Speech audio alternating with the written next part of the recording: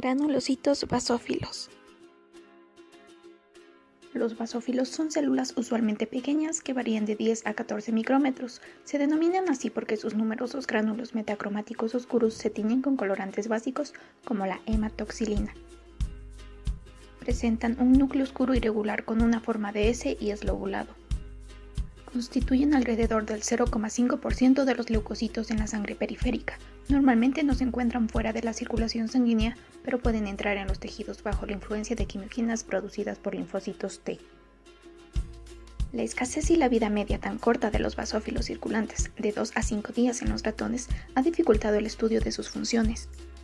Los basófilos son células efectoras de origen hematopoyético que maduran y experimentan una diferenciación terminal completa en la médula ósea, circulan en la sangre y pueden ser reclutados en los tejidos periféricos situados en zonas de respuesta inflamatoria. Son de origen granulocítico mieloide. Se desarrollan a partir del progenitor granulocito macrófago, que en el vaso se convierte en precursor de mastocitos basófilos bipotentes, o en la médula ósea en precursor de basófilos, cada uno de los cuales tiene capacidad para convertirse en un basófilo maduro. El compromiso de la línea basófila está regulado por los factores de transcripción GATA2 y la proteína de unión potenciadora CBP-alfa. El desarrollo de basófilos se ve favorecido en caso de respuesta inflamatoria por linfocitos T helper 2 y está regulado igualmente por determinadas citocinas como la interleucina 3. De igual forma está regulada por la citocina derivada de células epiteliales, la linfopoyetina estromal tímica.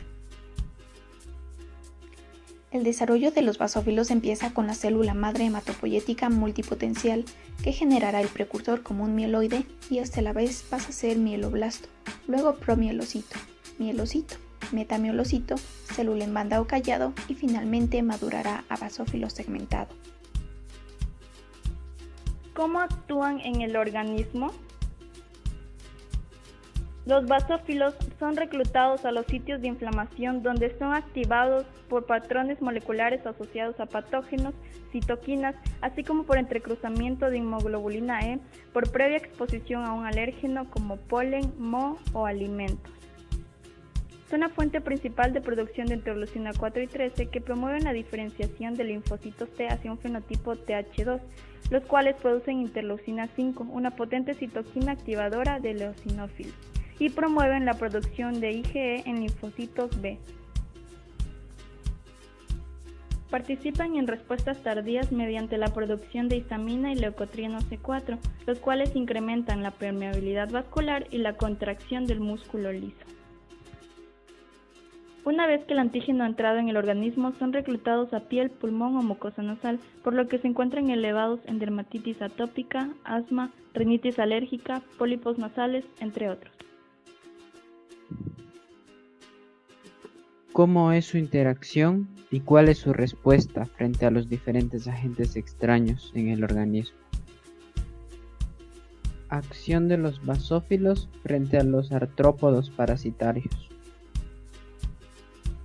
Entonces, cuando hablamos de artrópodos parasitarios, nos referimos generalmente a exoparásitos como las garrapatas y las pulgas que se adhieren a la piel de su hospedador y se alimentan de su sangre, introduciendo así su saliva, la cual contiene sustancias antigénicas. Una vez estos parásitos se alimentan de la sangre de su hospedador, estas moléculas antigénicas presentes en la saliva son captadas por las células del Langerhans, las cuales inducen una reacción conocida como hipersensibilidad basófila cutánea. Esta hipersensibilidad atrae a los basófilos y produce inmunoglobulina G. Acción de los basófilos frente a una infección por helmintos. Los helmintos son endoparásitos de cuerpo blando que infectan el organismo de diferentes especies. Estos generalmente se contagian a través de la vía fecal-oral, mediante los huevos que son expulsados en las heces de los animales infectados. Los animales infestados por helmintos producen inmunoglobulina E que se adhieren a los receptores específicos FcRT presentes en los basófilos. Y todo esto sucede gracias a los antígenos presentes en estos parásitos, como lo es la quitina, que está presente en los artrópodos, helmintos y hongos. Finalmente, se ha observado que al suministrar corticoides a un individuo, el número de basófilos en el organismo reduce considerablemente. Trastornos o alteraciones cuantitativas de los basófilos. Basofilia.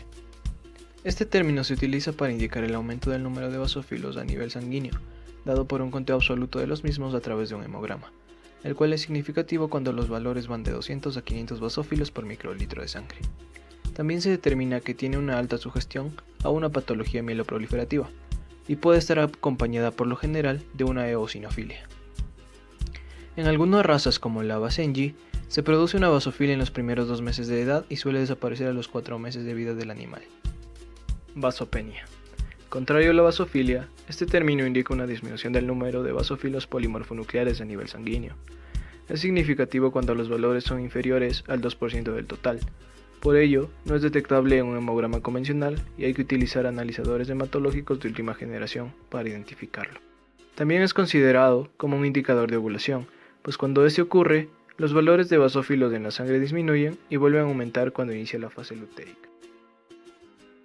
Patologías. Los basófilos intervienen en las enfermedades alérgicas, incrementan el proceso inflamatorio. También participan en dermatitis atópica, prurigo, urticaria, erupciones por fármacos y en los rechazos de injertos. Participa activamente en la respuesta alérgica mediada por inmunoglobulina E. Cuando ingresa el alérgeno, este interactúa con la inmunoglobulina E, que está unida a basófilos. Estos se activan y liberan el contenido de sus gránulos, incluyendo la histamina, que actúa como mediadora de reacciones alérgicas. Inmunoglobulina E es un tipo de inmunoglobulina producida por células plasmáticas. Actúan mediante la transducción de mensajes por medio de los receptores FcER1 y FcER2, que se encuentran presentes en algunas células como son los basófilos. También actúan en otras enfermedades como es la hipersensibilidad de tipo 1, donde el antígeno ingresa por vía cutánea, respiratoria o gastrointestinal y se da la captación por células presentadoras de antígeno que estimulan a linfocitos Th2 a secretar citocinas que estimulan a su vez a linfocitos B. Se estimula la inmunoglobulina E específica que se fija a receptores de basófilos. Esta secuencia de pasos corresponde a la sensibilización del alérgeno. Luego viene la etapa efectora, donde el antígeno se une a inmunoglobulina E y esto lleva a la liberación de mediadores vasoactivos e inflamatorios. Entonces aparecen los síntomas de la alergia. Parásitos.